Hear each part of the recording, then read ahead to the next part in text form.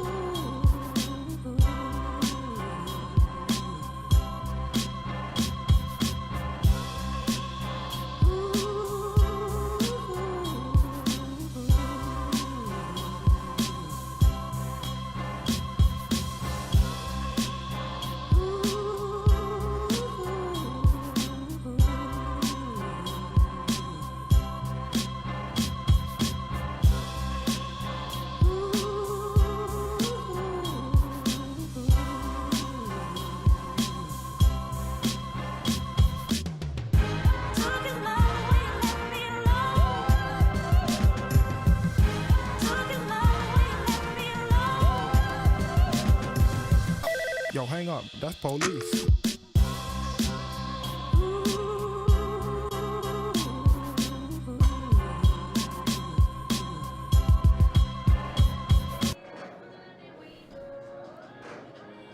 What's up, everybody? It's Fabio here with our newest addition to the Dusty Auspex team, Brenden Krusty. Hello. Welcome.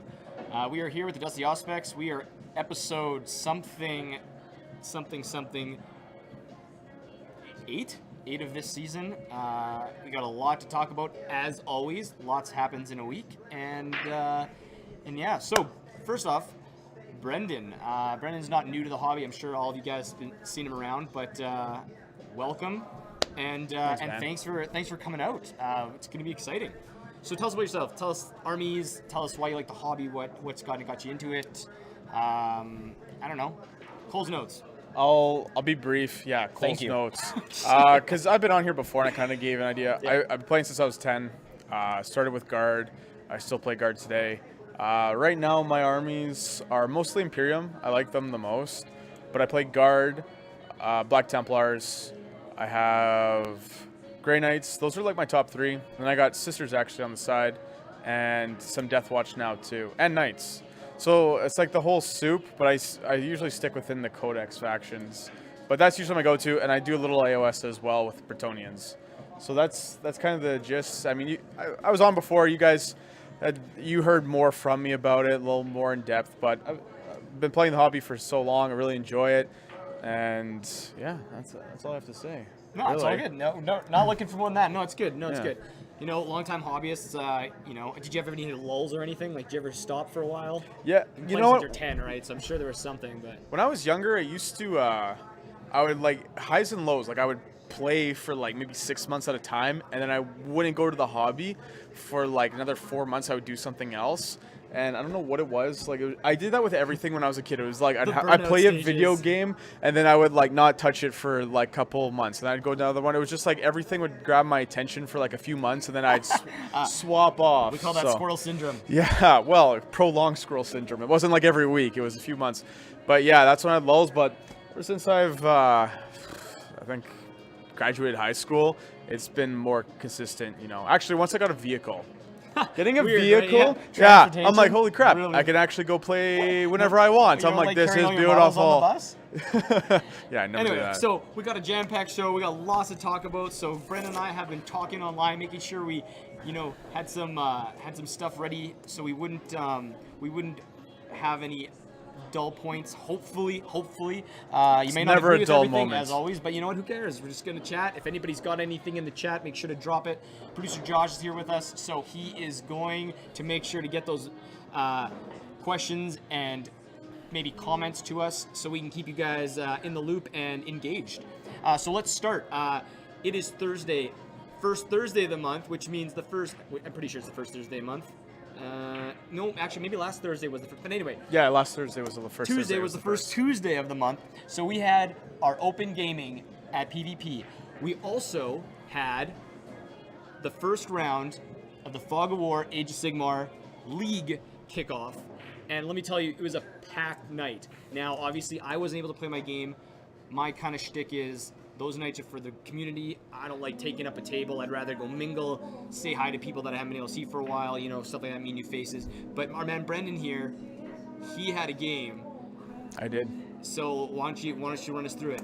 What'd you play? I played my Bretonians, as Did you I play said. against? Oh, not painted, by the way. Just kidding. It's okay. Here at PvP, we do not force anybody to paint their models before they come on the table. Thank goodness. We encourage people to play their models, test stuff out, and all we ask is we require progress. We see progress. So, sorry, didn't mean to cut you off there. So, worries. Bretonians, you played against. I played against Kyle and his Skaven. It actually wasn't for the league. I thought he was part of the league, and he told me no, he wasn't, which really surprised me because I was going to use it Did as you our have a- bonus game. Oh. I was going to use it as our bonus game. He's like, I'm not part of the league, and I'm like, so why am I even here, Kyle? I didn't actually know he wasn't part of the league either. If for those of you that don't remember, Kyle was my partner for the tournament to Branden, so like double disappointment. Like, my God. Regardless, yeah, what Fabio was saying though, when it came to my Bretts, they are getting a lick of paint. I started painting them right after PvP. I'm really proud of myself for at least getting around to doing it because I have enough 40k stuff that I still need to paint, and AOS is definitely on the back burner. But it was a really fun game. My knights took it to those little rats and basically crushed them over my Mighty Who's. He did have this one unit of Storm Vermin that just like killed half my army though. They were nasty. And I made... But with their buffed, right? Like They were like buffed up, everything, right? and they were just like slicing and dicing. And they also had 4 of those like warp lightning cannons. And I made the mistake of moving. I misunderstood like what they did, the way Kyle described them. And so I moved up my king on his hippogriff to like the middle table so I could spread like all my buffs to all my charging knights. And then he's like, cool, warp lightning cannons, bam, bam, bam, your commander's dead. And I was just like, oh crap. Next time I play, I'll make sure not to get within 24 inches of those with my expensive lord. Hey, But you know, that's the important thing about losing games or losing to certain things or getting. oh, I countered. won. Don't get me wrong. No, but I know. But you took a hit, right? Oh yeah, But you like won't you make that learn. same mistake, right? You Oh, learn, absolutely. and that's losing is more valuable, more often than winning. So that's what. So you learned something, had a good game, got the Absolutely. W.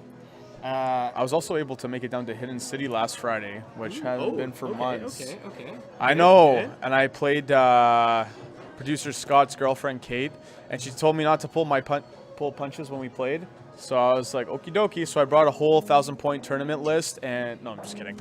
We had a really fun game. It was actually really nice to kind of teach her the ropes and give her an idea of like what things do, and just try to guide her, give her tactical advice, because it's nice to do that from time to time. Just help out those new members in the community, like understand little tips and tricks that go into the game. You know, what brings you from that beginner level to more like an intermediate level, so you know what you're doing. Even though 40K, a lot of people are saying it's a little bit more, you know, mainstream, washed, not as many technical decisions. There's still the little niche things that you like to that can help you win a game that you might not think about For sure. on average. Absolutely.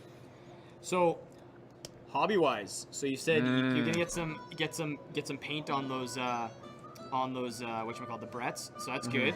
Got a lot of hobbying done actually. Oh really? Well, I know I've been all over it's the place. good you say that, because paint challenge, gentlemen and ladies. Every month there's a paint challenge. This month is minimum squad size of 3 models. Any system, any faction, anything goes. So if you got 3 models or more of a squad, you need to get painted for any event that's going on. Make sure to, you know, send over a picture to me, Fabio, personally. That way I can make sure it gets up for the next month's painting challenge. It's nothing crazy. It's just something fun to do. Gets everyone kind of motivated, keep painting, stuff like that. So make sure to do that. As far as for me, I've been working on tabletop scenics terrain. Been grinding that out because we have one of our events coming up this month. So we got to make sure that's done. It gets done for that. I've got some more work on the Chaos Dwarfs because I am in this league. I still got to get my game in. And otherwise, you know, you've been talking about, you know, helping somebody out. So I was chatting with a guy named Eric. I think he's the only other Necron guy in the city. Easy, Scooter.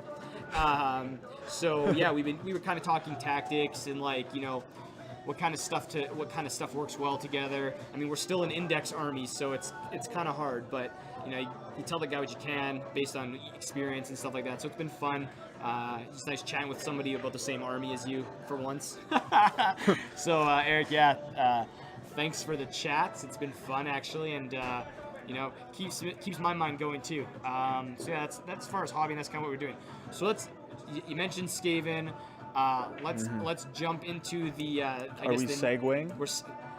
Yes, we are. Beautiful. Boom. Damn, you don't have to say it. We can just segue. You know that? So we're going. So Doomwheel. It's not a tabletop game, but it is a computer. No, it's a mobile game based on Age of Sigmar. Producer Josh has dropped a sick Vox, kind of talking about it. So make sure to check that out on the website. Otherwise, any thoughts? I know it's not something we generally talk about. It's not a tabletop real game per se, but you know what? On this one, I really don't have anything. That was the one thing that we brought up in conversation, and like literally 15 minutes ago, I asked what is it? And they're like, it's like a temple runner version, but you have a Skaven and a wheel or something. I was like, okay, cool. So it might be fun. Like for me, that kind of game is like fun for a couple days, and then you just you're like, it's taking up too much space on my phone. You delete it. Yeah. If anybody's playing it or anything, please give us your 2 cents on it. We definitely like to know what's going on. But as far as Brenden and I are concerned, it was kind of like that night game. Remember? I actually didn't mind that one. That was you okay for sent that one. I think you sent that to everyone to like, hey, check this out and play. And I downloaded it and played it like a couple rounds. I'm like, it was dumb. I deleted it. Yard sale. Those mobile games. All right, fine. So we'll move on. Next topic. No segue. Just let's get it over. Forgebane. So it's not a game. It's not a standalone game. It's a starter set. Without Marines. Is the sky falling?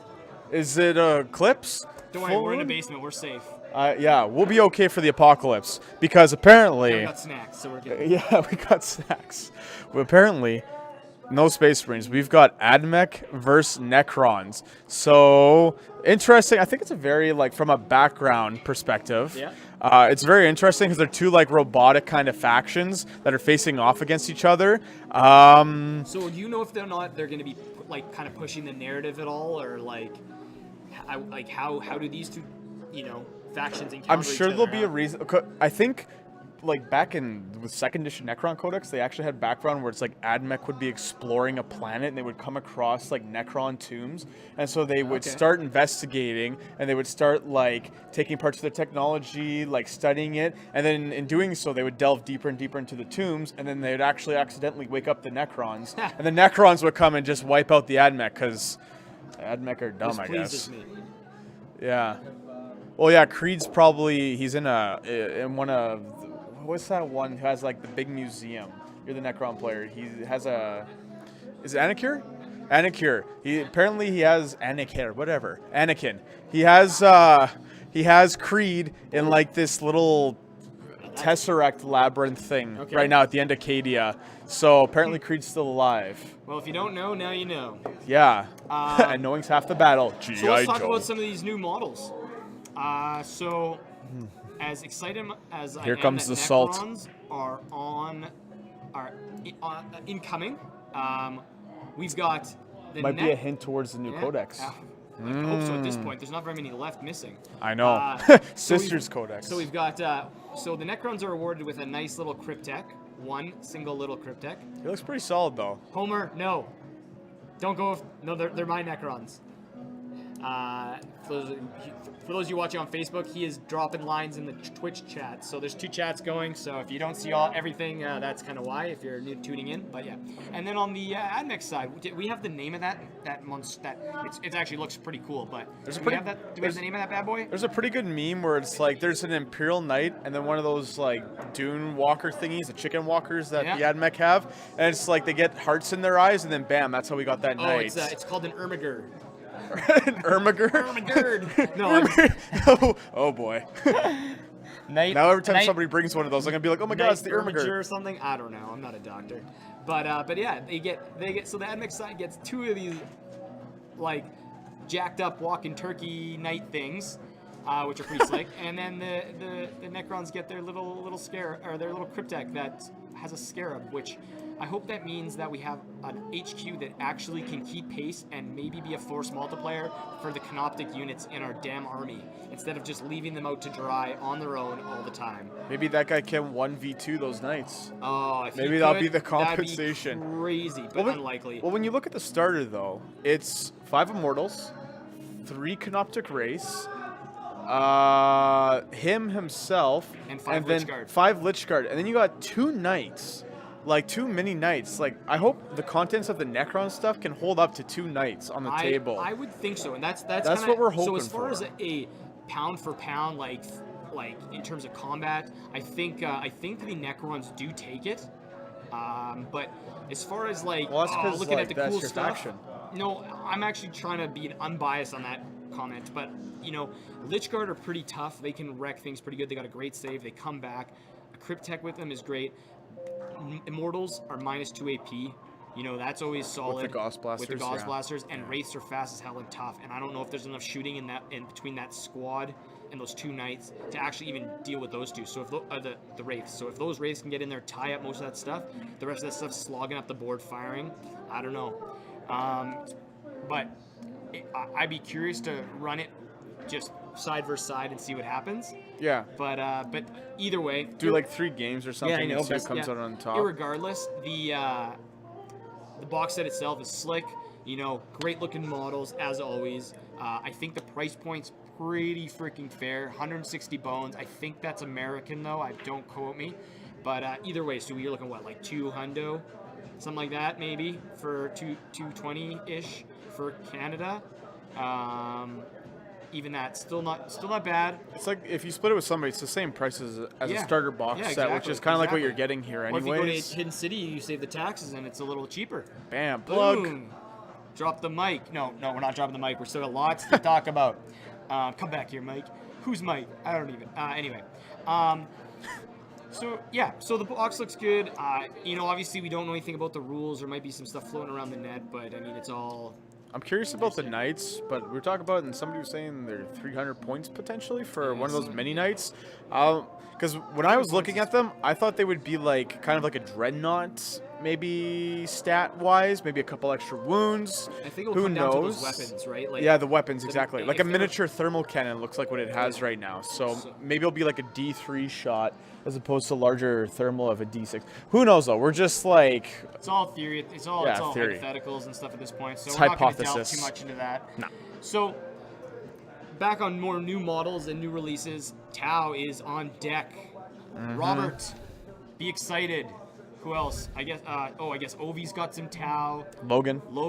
Producer, has every army. Producer Josh has now gone from in-your-face bugs to don't touch my back line Tau. What a time to be Are you alive. trying to say he's bandwagoning? No, I would say he is trying to make the newest soup. The newest, Well, the think about it. newest He's suit. got. Oh, he's now Xeno got soup. He's got the fastest models to get the bugs up there fast, and then he's got the best backline support. It's the best combination. I'm telling you. I guess a You Tau heard it gave here first, him... folks. I'm kidding. I don't think Josh rolls like that. Honestly, it doesn't matter either way. But so Tau leaks. Excuse me. There is some great stuff coming out from the Tau. Their stratagems are really cool. The models, honestly, those like Gundam suits, man. Like nothing. If there's one thing that keeps drawing me to Tau, it's the Gundam aspect. Yeah. But I still just can't do it. But I almost did it. I bought the models Say it ain't back in so. 7th, and I had everything ready to go. And then I was just like, I'm never gonna get around to building or painting these guys and getting them on the table. So I sold everything off. And do I regret it? Not really. Not really. I do like them, and I don't actually mind Tau as a faction itself. Nope. But it's just not like it's not my favorite. And I don't know. That, It's just like honestly, play what I like. That is another thing that this community does. They like a faction. They go hard to it. Not a lot of people really follow the powered creep trend, which is really cool. Yeah, absolutely. I think it's really cool. I mean, I'm a mono army too. I don't think I've ever tried to ally random Soup it stuff. up. I think at Astro. The only one thing you year- did was with that Necron Knight that you converted, but it looks so Oh, yeah, I used the Necron-ish. Chaos- It was yeah, I just used the like. Chaos Knight. That's right. Yeah, that's true. But I mean, it's like you Necron the Otherwise- sucker no, out. At Astro, I think one year I used I allied some Necrons and Chaos. It was more like that's what I had kind of thing, and I was kind of in one of those painting slumps. Didn't really want to do anything new. Well, so I we rolled went with that. down to a tournament many years ago Many called moons Dark Star. ago. Yes. Oh, Dark Star. That was a 6th great edition. place. One of Fabio's opponents that edition was playing Eldar with Nids as allies, and he was summoning in demons with the Eldar. Now, if that's not like all superlicious, I don't know what is. But that was just that was a really that was before weird Soup game. was trending. Yeah, that was before it was trending. But I just remember looking at the guy's army, and I'm just like, wow. There were some guys Still that got just the played W, to it's the yeah. There are people that played to the background here. They would be losing their minds. That one would be bad. But Yes. I haven't looked too much into the models themselves and the rules, but one I did pop into was the Riptides. Why? Because I'm familiar with them. I looked at some of the stratagems and stuff like that. Like, If you played any 7th edition tournament meta, you're all familiar with yes, Riptides. So the cool thing about them, well, actually, it was pretty crazy to be honest. Two things: the ballistic skill increase when overwatching. That is massive. Oh, that's especially only in this edition. specific though, is it not? To one of the Sept traits? Yep, but Which it's is- still a great, very strong trait. The other one Absolutely. was adding 6 inches to their range. That's what I was thinking too. Like you have pulse weapons that have the range of a heavy bolter. Yeah. Like Now that you is just- huge. You can hide even farther back in your backfield. Not to mention that increases your rapid fire by 3 inches. You got rapid fire 18. For like most armies, your single tap range is 24 inches. Yeah, so you like As soon as you're getting to single tap, you're now putting yourself in a position to be double double tapped. in tapped return. by the Tau. Yeah. By Tau, no less. Exactly. Now, their ballistic skill isn't amazing, but there's always stuff to boost that, which is crazy. And we'll be talking about that Yeah. too. So from the index, their codex, the Riptides actually their guns got better. Crazy. What seems to be a trend, I think the index was like testing the waters for these weapons, and as Honestly, I'm books have been scared. released, yeah, Those Riptides, those are no joke. heavy burst becomes 18 shots that are strength 6 minus 1 AP but 2 damage. Like if you were playing Terminators before, you won't Honestly, be playing them now. The Ion Accelerator at overcharge, you could roll. It's got like it's heavy D6, but Right. you could roll 5 ones, and you only take 1 mortal wound That is awesome. because of the way it's worded. But I think there's the Nova reactor on top of Right, it. so you can that just gives you, if you Nova charge, it just gives you an automatic 6 shots, Yeah. which is like It's pretty that's insane. amazing. That's It's really pretty nice. insane. Like- So some of that stuff's really cool. So, but with any codex, there's some stuff that looks crazy good, but may not actually work out the same way. Well, I was gonna so it'll be say interesting to see. some of the point drops actually make Riptides a little bit more attractive. I'm not sure what the originals were, but I have a couple of the decreases that they're taking, and the Ion's going down by 42 points. Yeah. That's huge. That's a like big that drop. might actually see a lot of use. But I want to point out something that's also really interesting, because right now, if this book wasn't coming out within the next March 17th, I think is when it's coming out. I believe that's the date that it's coming out. Yeah. Pre-orders this Saturday. Hidden City Comics. Save the taxes. Nice. Booyah. So anyways. Yeah. Oh yeah, we'll cover that. We got that. What really caught my attention, it was like a little small thing, but right now, if there was no update to the Tau Codex and you're just running Index, the only competitive list you could play is Tau Commanders with drone spam. And they've actually gone out of the way to say for each one of your attachments, you can only have one commander. So you might see people running like Commander and the Fireblade, or maybe a Commander and Ethereal or something. But you can't have like, 5, 6, 7 commanders just dropping down and laying down DACA while you just have a bunch of ablative drones. Not to mention drones are going up too by, like, I think some drones are going up by like 4 points, which you might think like, oh, 4 points, it's not a big deal. But when you're adding everything together, 4 points a model, like when conscripts went from being 3 points to 4 points, you never see them in guard lists anymore. Maybe one squad where you can give them auto pass leadership, but it's crazy what 1 point could do. Well, it's not just 1 point, right? It's 1 point times a squad of 20. Yeah, times, right? exactly. But, I mean, there's also, like, really nice point drops on broadsides, the Skyray, Hammerhead, which is actually really nice to see people playing Hammerheads again. I played a guy when all the indexes, when 8th edition first came out, like, it was like 2 months into it. Went to a tournament in the States, and a guy was running 4 Hammerheads, one of them being Long Strike. I'm like, I've never seen these models on the table before in my life. It was all suits, Riptides, and the new Storm Surge when that came out. I don't even know, how's the new Storm Surge? Anybody got some words on that?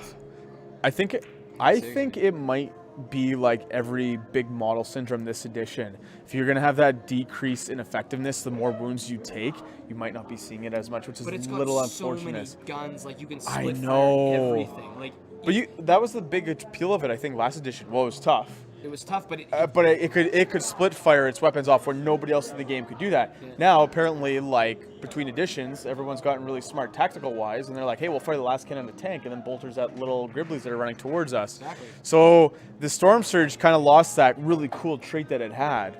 Will we see them on the tabletop? I don't know. I don't recall seeing a point drop. Well, exactly, like with anything. So, like, what about the meta? Like, and that's the big thing we want to talk about with the meta. Do we? Based on some of these rumors, do we think it's gonna kind of push the meta to a new point? Like, will you see as much maybe Eldar on the table? Eldar's fragile, right? Like, if Tau has this expert range and is able to field so much more stuff due to the fact everything's getting cheaper, do we think that? I mean, heck, even their main troop has a 30-inch gun.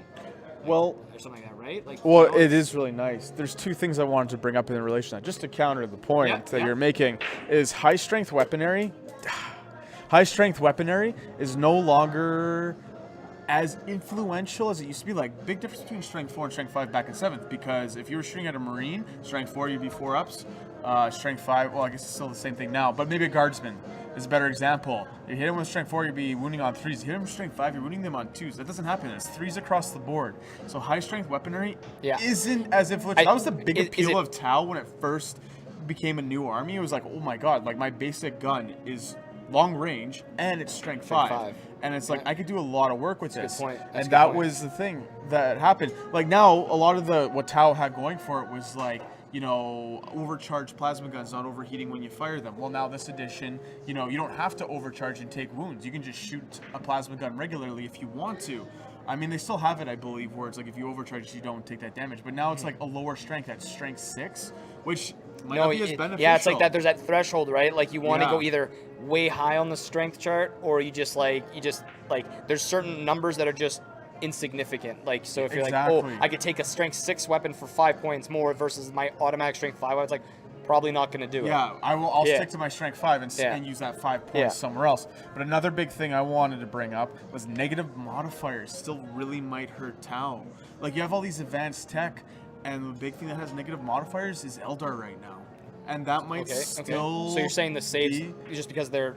Well, like, being a guard player myself, like, as soon as somebody hits me with a -1, it's like, ugh, okay, like, a lot of my stuff's hitting on 5s. That sucks. But knowing how Eldar can go to -3 on shooting, like, that means most of my units in my army can't even shoot. Like, even when I run Pask, I'm hitting on 5s. Like, with Pask, it's so hard. And I don't know what's going to happen with Tau. Like, we got to wait for stratagems. We got to wait. Like, we have like, Warlord traits. We see their Sept traits. We have some information already, and it doesn't look like there's anything really there to counteract, like, the negative modifiers that armies can start taking. Like, a lot of armies, like, the only one that comes to my mind, other than Eldar, that can take a -1 across the board is Raven Guard, but you don't see a lot of, like, No, because pure they have a lot of Marine other lists, 'cause problems, it's, right? Yeah, because, like, 13 points a model now is kind of expensive this edition now. A lot of people are going for cheap troops, so you don't see a lot of Raven Guard, pure Raven Guard on the table. And with Eldar, you can get, like, cheap, effective troops that can stack their negatives, and their whole army gets a negative on top of it. Like, when I play guard, I have 1 psychic power where I can give 1 unit a -1 to hit, which could be, like, a really expensive unit or somebody that you really want to keep alive, which can definitely be useful. But that army-wide they're able to toss it out -1 really that Eldar has, like, that It makes is a the huge... one thing. Even the... What is the other one? hate. Alpha Legion. Oh, yeah, Alpha Legion has it That's as well. I experienced that at actually Asteroid GymCon. I had to play Mr. Matthew Urban, and I was like -1, whatever. But no, it's not just whatever. It's if you have abilities that go off on a 6 like Tesla for Necrons, that -1 will rule out the Tesla, which really sucks because yeah. And then he could stack it to like -2 at times, which, you know, it's really annoying. makes it better, right? Exactly. And that's how they're like. Yeah, so that's it's how those new additions compensating for like more elite or trying to represent like fast armies. Yeah. And that's the thing with Eldar. As soon as I saw when we saw the release for those and everything was at a -1 or the Alatok, I think it was. Yeah. I was like, oh crap! Like for all tournaments, that's all you're gonna see because -1 is huge. So I'm a little scared for Tau players when it comes to coming across Alatok Eldar. Regular Eldar, I think it could be like a good back and forth. Okay. But that -1 army wide is really gonna hurt. So unless like there's new rules in their data slates which say like, you know, maybe advanced technology, you don't suffer a -1 when shooting.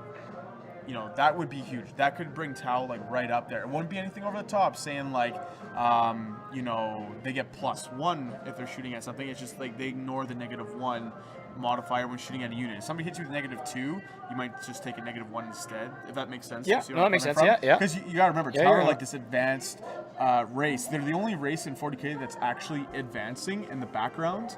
So it would only make sense that, you know, if they come across some Eldar and they're like, oh, we can't hit them. Well, let's update our suits to have better optics so we can catch those like, you know, speedy elves and knock them out of the sky. We don't know. This is all hearsay. Yep. I think it's one thing that a lot of people are struggling with right now is like how armies can start stacking these negatives to hit to the point where like I feel bad for orc players. You have a 5-up ballista skill. As soon as somebody gives you like a -1, you're like, great, I'm hitting on 6s. Anything beyond that, you're like, can't even shoot at you. Oh yeah. Okay, at that Feel point, bad yeah. for But them. I don't know. Dan's in the chat. What does Dan think about that? Dan, you paying attention, or you out to lunch?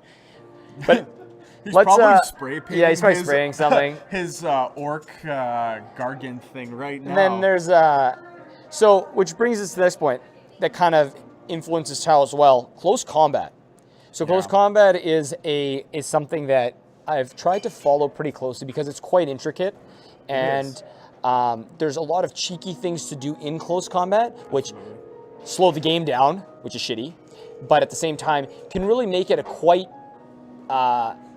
you can actually get some really nice thematic situations happening. You can wheel around different ways to tie up multiple models and stuff like that, which is really cool. But close combat is probably still the worst thing in 40K. And the reason I want to get into is because I played with Dan in, speaking of Dan, I played with Dan in Brenden, and I got to kind of watch firsthand how close combat armies how they operate. And, you know, everyone's like, oh, the Alpha Strikes plays big. Yeah, but not as much anymore. And I have a few reasons. Then I'll let you kind of go because you're a guard player, so you know about these things. So I want to talk about bubble wrapping. I want to talk about how expensive it is to make a close combat army in terms of its delivery system, in terms of having to kit it out. Absolutely. And then the last thing is the how easy it is to step back out of combat. Yeah, that's huge. Because no matter how you wheel to sacrifice attacks to tie things up in hopes to stay in combat, everyone's just like, bye, and you just get hung out to dry. So, as a guard player, bubble wrapping. Like, that's basically the bread and butter of my army. I just throw infantry And once out you in the figured it front. out, If somebody's going for like a very close combat oriented army, I'm like, okay, I'm not that scared. You got bolt pistols, you got pistols of some kind, like that's gonna be your shooting. So all you do is you create 2 layers of the bubble wrap. Stay like 4 inches, four and a half inches away from each layer of your bubble wrap. So as soon as they if they're running close combat army, they'll wipe out your unit of infantry. But those are sacrificial chaff, right? Like that's the if design. they want to move forward, they can, and they just move forward into your guns, and that's all you do. You can use like 2 units of guard infantry and just spread them across, or maybe 3 units to comfortably get Whatever, like, your depends, deployment zone, and then 3 behind. So you have like 60 infantry models that you use to shield, and then you just put all your expensive damage dealing stuff in the back. Like that's the big thing with bubble wraps. I mean, and I was trying to figure out Melee when this edition was released, so I played all close combat Templar army for the most part, just so I could get an idea of like how combat works, because there is a lot of finicky things that you can do where you can like, you'll keep one guy out of combat, and then when you pile into another unit, so you draw them in, you don't suffer overwatch, and you can't swing at them because you didn't declare them as a target, but they can swing at you, and they're like a shooting unit, you're not really too scared. Yeah, you're not too Maybe worried. they'll kill one model, but it's like you stop those guns from shooting. But there's a lot of finicky things you can do, but when it comes to combat, I find like you want to force enough wounds where they fail like a leadership test and they lose the unit. Not all the time. Sometimes you want them to stay, but usually with close combat, like for the most part, you want to wipe out something that you hit, because so often you can just back out and then you're like, okay, I might not be able to shoot with them, but like my other army can. And thank you for getting within rapid fire range of me, so I get more shots on you. And I'll don't just have to use all my move. buffs. You're not hiding behind something. Like, you know what I mean? Like, there is no drawback. They don't even have to take some kind of test to back out of combat. And like even it's the things free. that can catch, like there's witches, they can catch you. Dark Eldar witches can catch you on a 4-up. But even then, that's like 50-50 chance where you try to back out, they'll catch you. Other units, there was like, when I played Cave Shed, like Horticus, Slimacus, whatever the guy's name is, like when you move out of combat, it's like on a 4-up, he does a mortal wound. It's like, okay, like one mortal wound, so you kill a model, and now I get to shoot the crap out of you with my whole army, and now you're dead. It's like, there's just like... There's no real downside to leaving. No, there's no downside. And seeing, watching Dan, especially in our last game, because our last game we played against like 10 Lehman Russes, and my army literally was not kitted to do anything. So basically, I was sitting there hiding, doing a couple little things here and there to help grab objectives and do stuff like that, help measure, kind of help the game go along. But otherwise, I was sitting there watching him play at close combat, and there was just nothing he could do. He'd go down. He'd invest his whole army. His 1,000 points is like all out in the open there, like hung out to dry. You get in. First you have to try and get into combat, which is always it's dice. Then you get to combat. You hope to God you kill what you've hit. The tank you've hit, because if you don't, it's backing up and it's firing on top of everybody else. And then if you do kill it, you're in the open. You barely get to. You consolidate. Only towards the closest enemy unit.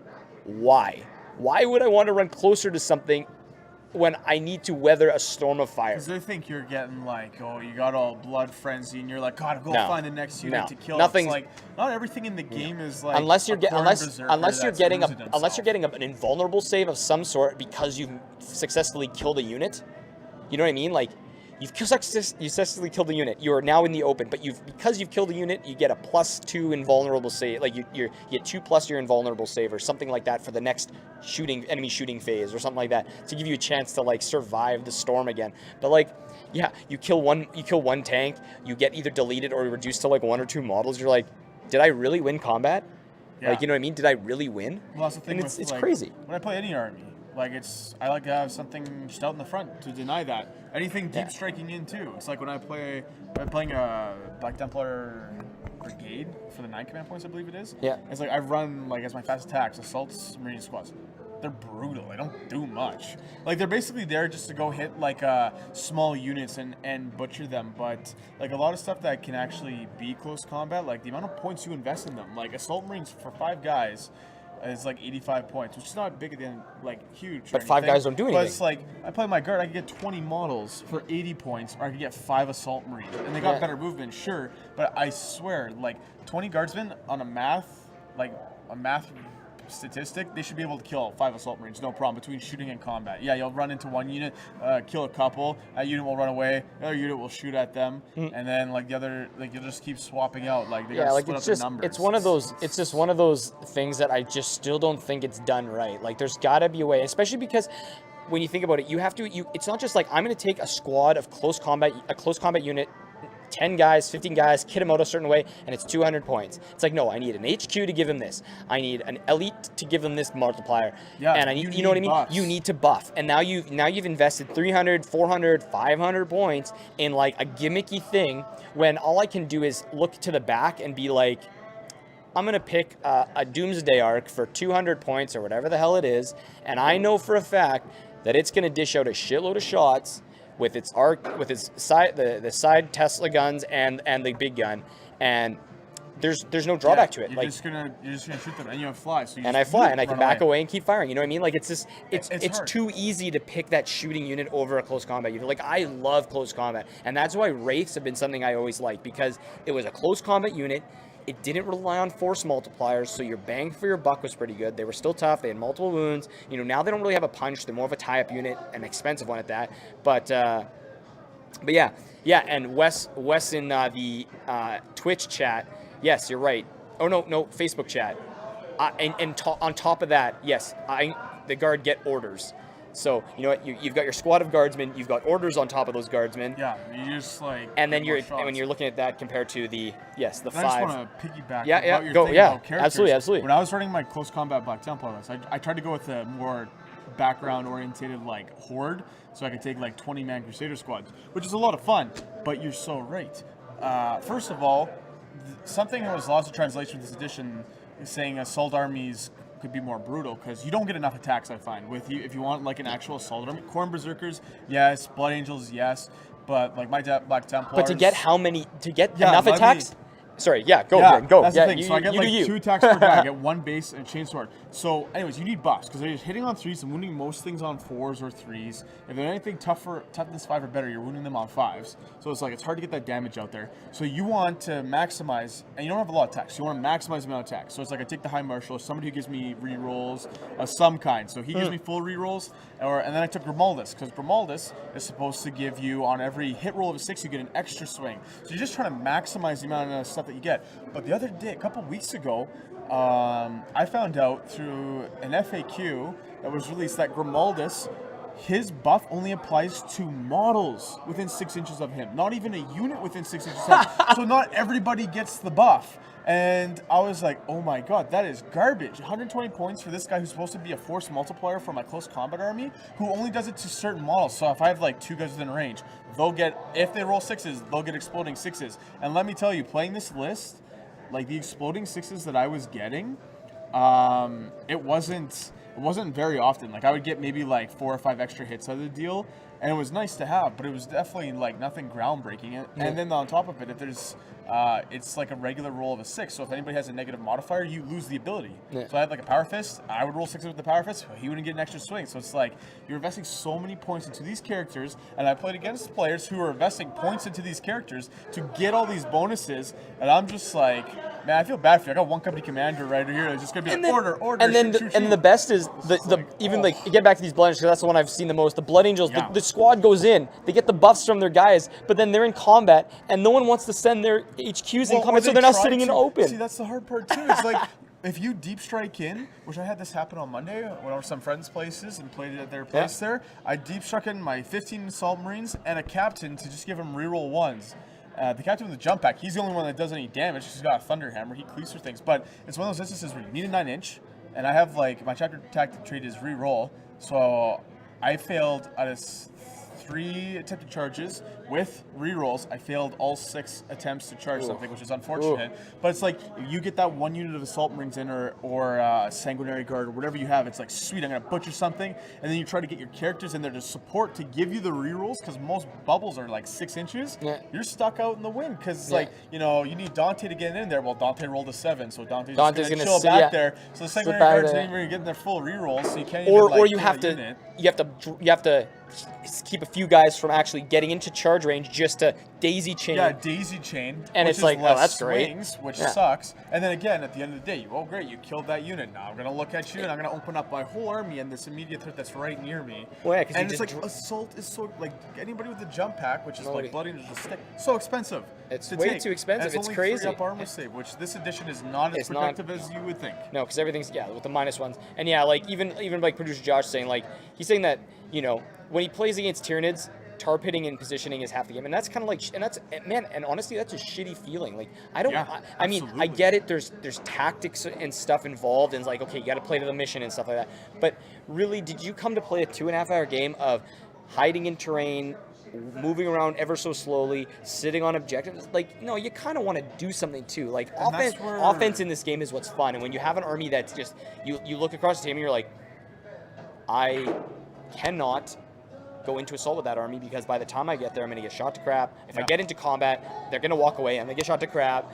It's just at the LVO, that guy who had that pure Blood Angel, or pretty much pure Blood Angel list, I give the guy props for being able to honestly, go that it's far good. with that. Go for it. But it's because of all that line of sight blocking terrain that I think really aids these close combat armies getting across the board, and that's why you need to have you need the speed, you need that kind of stuff, but it's always that one. I mean, like, if it's a couple turns, like, you want to move out your army and claim objectives. But again, it's another thing with these close combat armies. If somebody also brings some deep strikers, it's like you move up your assault marines or whatever you have, and I can just pop behind you. And it's like now you got multiple threats on all sides. I mean, you could definitely make it work. I just feel like it's so much harder. It's just very difficult. I think it's a nice addition to have to your army to have some like close combat monsters. Like, unfortunately, when I play my Black Templars, I go for more of a shooting list because I take the High Marshal with rerolls, Lieutenants for reroll ones, able to multiply, and then it's like my close combat is getting those characters in combat because they're actually really beastly. But I'm like, at this point, I'll use them for the rerolls and the buffs that they provide my whole army within a 6-inch bubble. And if somebody gets close, I'll throw them in there. If I know with reason they can beat the crap out of something. That's how I play close combat now. It's like I don't try to design a list for close combat because there's so many. Because then you want to do you want to go pure assault and try to make it to the enemy and kill something, or do you want to go half assault, half support, so you have some range to eliminate threats? But at the same time, if somebody can easily deal with your 1,000 points of assault, then what you're stuck with is 1,000 points of shooting, and you're like, oh, it's so tough. It's just really tough. It's challenging. I know. Wes Roderick is going nuts in the chat on Facebook. Mm-hmm. You see, like, Jump Pack Captain is super cute. Oh yeah, that's the Jump Pack Captain with Storm Shield and Thunderhammer. Like, that is definitely still a great option. No, absolutely, and I mean that's the problem. Like in a close combat army, there's no such thing as chaff. You need every freaking point to be something efficient, whether it be something else in close combat, or it's going to be a ranged support unit. Like you saw, like, I can have 30 scouts as well in my army as chaff and to maneuver around the table to block lines and stuff like that. There's no points. You don't have the points. Like, it's just too expensive. Units are usually pretty solid, which I think that's what he was running. But yeah, it's just one of those things. Yeah. I mean, that's where allies come in. That's where people get the soup list, where you get the guard, that's the other thing, right? Wes even dropped a message in there. He said. Blood Angels mixed with some Imperium chaff. Well, yeah, that makes sense. But it's like everyone's shitting on soup. It's like, why? I mean, if you're going to a tournament, all bets are off. No, I think so too. I think you want to go for the W. That's the unfortunate part with ever since allies became a thing is like you can't build towards your army. And you can't just have you can still run pure Codex armies and do well, but sometimes you feel like you're at a disadvantage for doing so. Like, I know when allies became a big thing, Guard, everybody looked at Guard and they were like, you take them part of Chaos, you take them part of Imperium, and everyone's like, heck yeah, I got cheap models I could toss on the table. Cheap Manticores, cheap Basilisks. Yeah, and ever since then, it's still an ongoing trend. And it's unfortunate. Personally, I don't think it's a big deal, but You know, No, it's, it's just how this edition works too, with like so much shooting and how everything dies so quickly. Like I said, those close combat armies that were rock and power armor, it's not as scary anymore because it's like I shoot at you with like a assault cannon, it's -1 AP. You're out in the open, that's a 4-up save. Already, it's like, oh boy, like Well, yeah. I'm already down to a 50-50 chance on my, like, not to mention like Death Company or something. They're expensive. or if you're for staring one down the model. multiple like what's that tank? The one with the million shots. Oh, a Punisher. Yeah, Legion you're Rust, staring down yeah. the barrel of a couple Punishers. Yeah, even like, with your 3-ups, now with the new grinding, like, well, that's not even guard. There's so much stuff that can knock them down. Razorback Oh, spam. anything can, anything can. Eldar shooting can definitely do Bolters. it. With the Reapers. Bolters, if you're... Goss, yeah, anything. Goss is -1. Yeah, it 20 just- warriors shred them As if soon they... as you're playing... Yeah, exactly. You're playing Marines and you see, like, Necrons, you're like, crap, now I'm back to, like, basically back to a 4-up fours. Like save. it's rough. It's insane. Close combat is rough. Like, I don't know if anybody has ways to make close combat really effective. Like, I know but there's been... approximately 1 million shots, no doubt. Preach it. No kidding. I mean, I know there was some lists at the beginning of this edition that did really well. It was like a lot of Khorne, Berserker, and Rhino lists. But as like books keep getting released, it's like I know the Eldar guy at LVO, like the Shining Spears are the new like hot knife to put through. But again, it's another one of those Josh, things. I would gladly play your NIDS. 100%. Nice. 100%, producer Josh.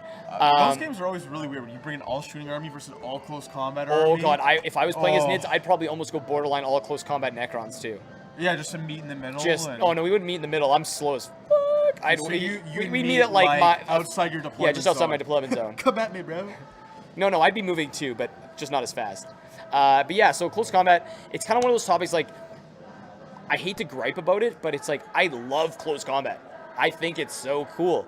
But you've got a phase that it's hard to be a close combat army. It's hard to be fast in the close combat phase on top of that because you have to be so precise because every point that you lose matters. model. Every model is detrimental to your success. And It grenades are hurts. huge for that right now. Because how Yeah. everything works this edition with the multi-damage, Yeah. you're paying a premium for their models. Yeah. And again, like, it's the same thing. You're paying a premium because you have, like, the ability to do psychic powers, but now there's the nerf to smite and all that. But regardless, like, you get in close combat, and then some stuff is not well represented. Like, a Grey Knight Strike Squad has 1 attack per guy.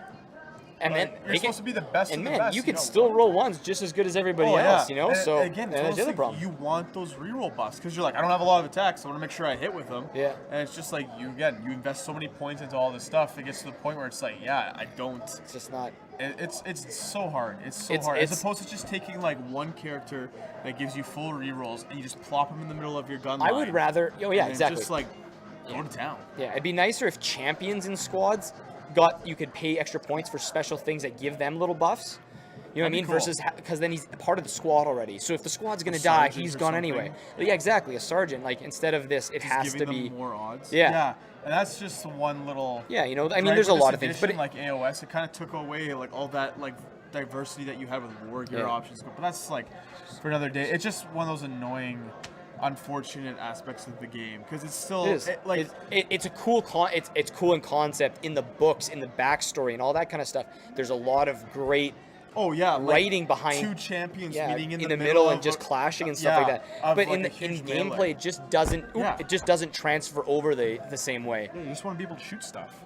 That's Yeah. all. That's all it's good for. And Like with honestly- my guard, I don't want to get in close combat Yeah. anyway. No, but well, with like my some people other don't, armies yeah. that I have that have a close combat element to it, it's unfortunate because sometimes you feel like you play with a disadvantage. And Charles, you're 100% right. Like if they could do that, if they could have some should have kind been, of like, on a 4-up or yeah, on a something. 4-up or maybe a 5-up in certain armies if they're really crazy in close combat, make it harder for people to leave. Exactly, Something or like that. maybe- And just like there's modifiers to help and hinder shooting, Yeah.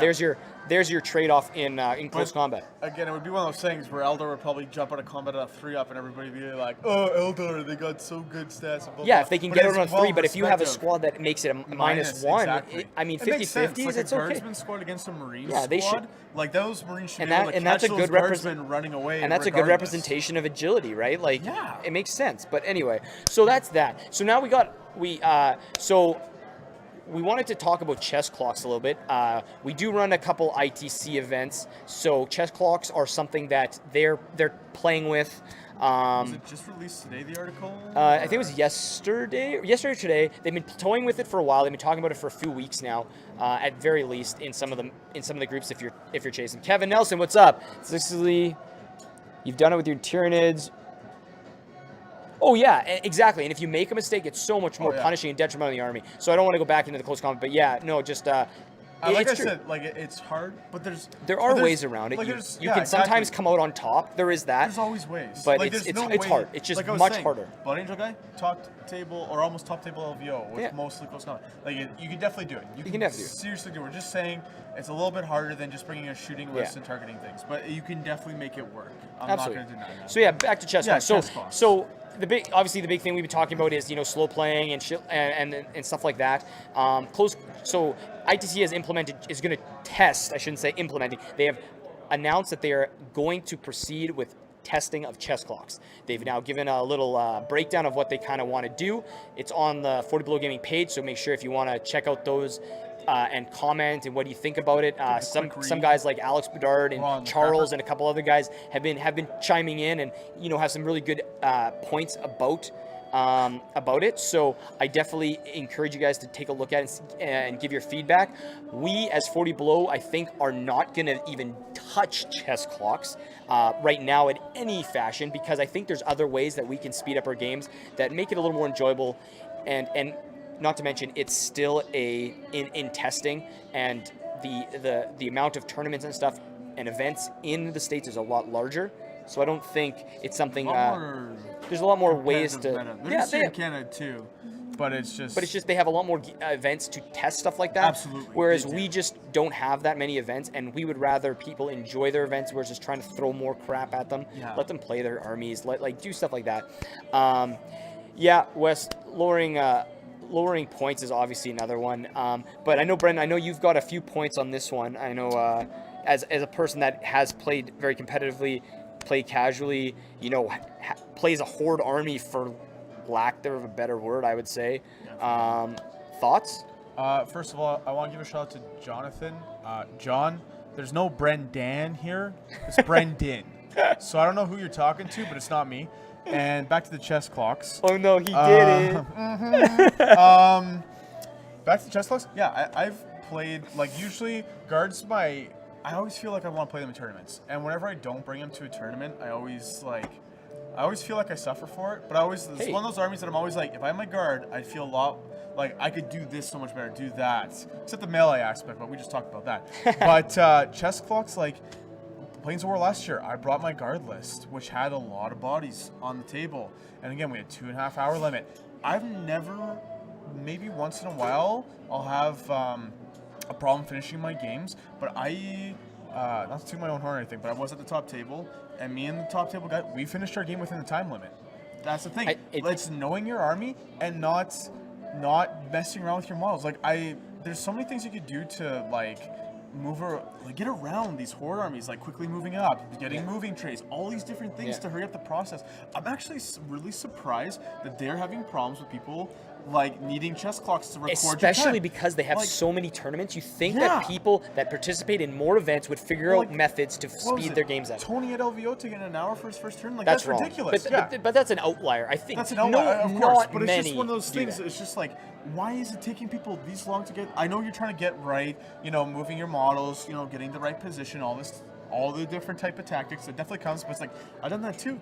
And I always feel I always get through my games. Yeah. I don't know what's going on, what it is. Of course, I don't move all my models every turn, which could be a huge influencing factor. But as you get down, past the first 2 turns, usually a lot of especially this edition, a lot of the forces are so severely depleted that it doesn't take much longer. It's turns go down to 15 minutes. You're just crap. Well, exactly. At the end, you should be going quick. I don't know why people are taking so long. But of course, I've seen it where guys stand around and it's their turn and they're what should I do? They don't. Everyone kind of gets in this lull state. They don't plan in advance. It's little things like that you got to get into the habit of doing. But you know what? I just think chess clocks right now, at least for our community, I don't think it's needed. I think everyone gets. We're pretty good. We're on the cusp of being pretty quick. I think 4 turns is good. I think it's acceptable. I don't think it's great. I think finishing games naturally is great. That's always something to strive for. But very seldomly do I hear, "Oh, I only got 2 turns in."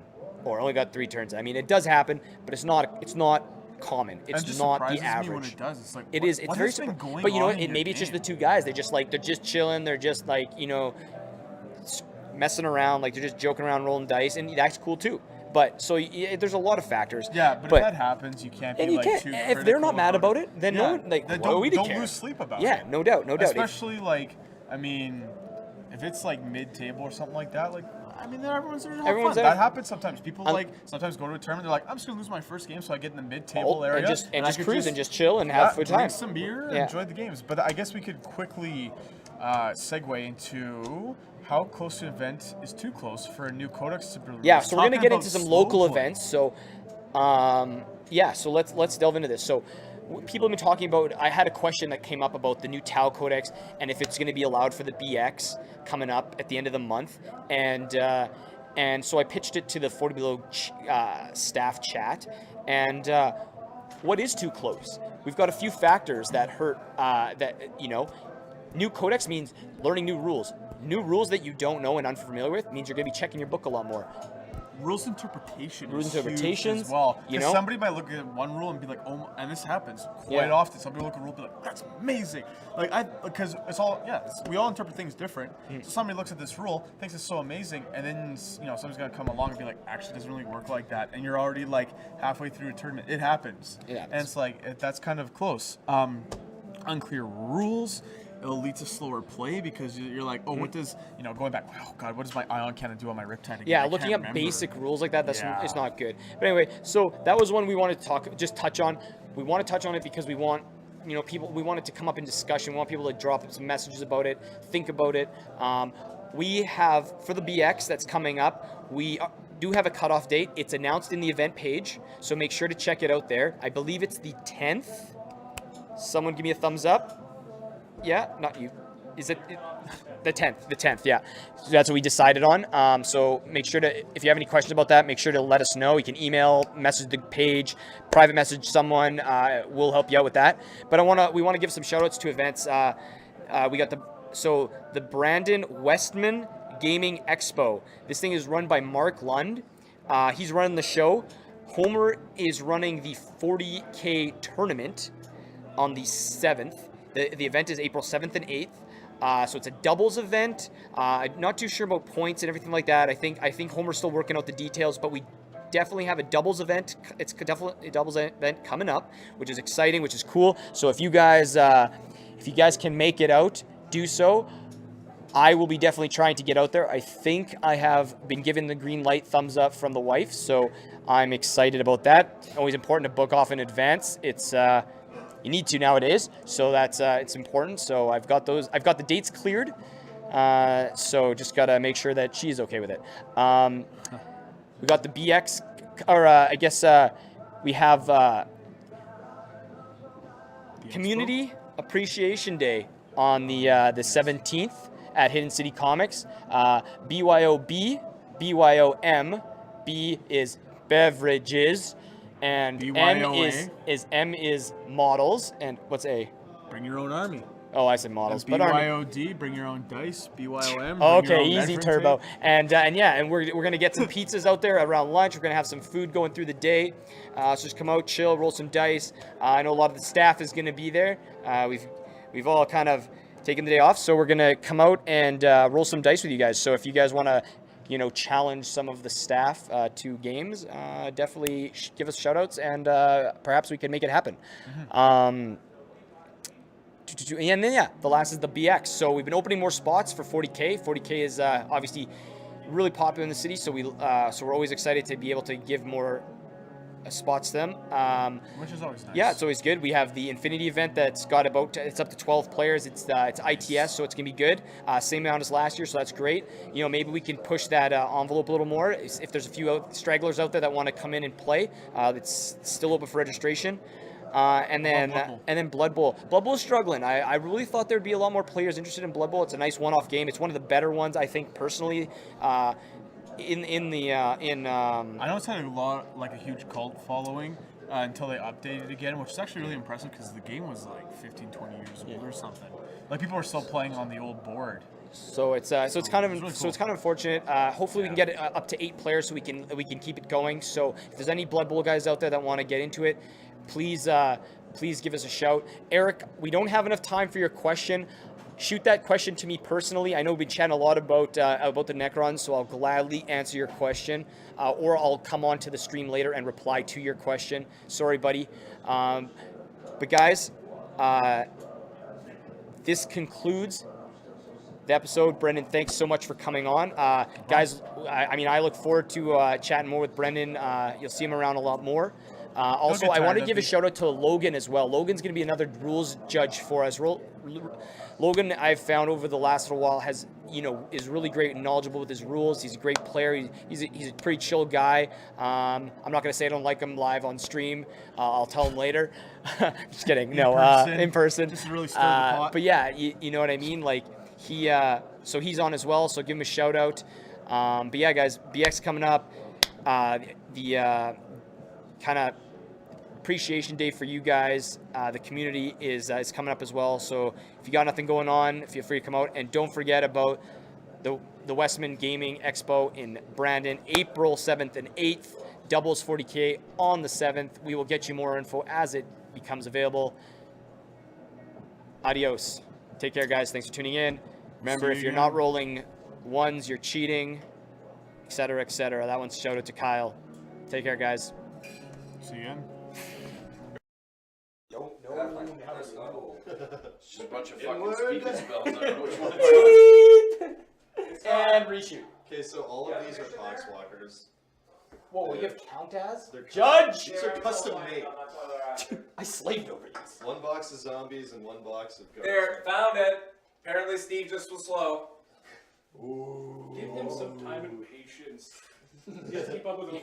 He's borderline senile, okay? He's almost getting the discount. Oh, trash talk. Team Damn. who did not pick their zone. Okay, this is a real Poxwalker. Okay, you guys play first. Fabio, strategy. How many drops do you have? We're gonna win? That's the strategy. Nope. 8. What's up? I think I can do more damage to the vehicles with the smite, Good. So if they have more, So you want to do that? so it'd be smarter for me to be here. All right, moving on to the other side.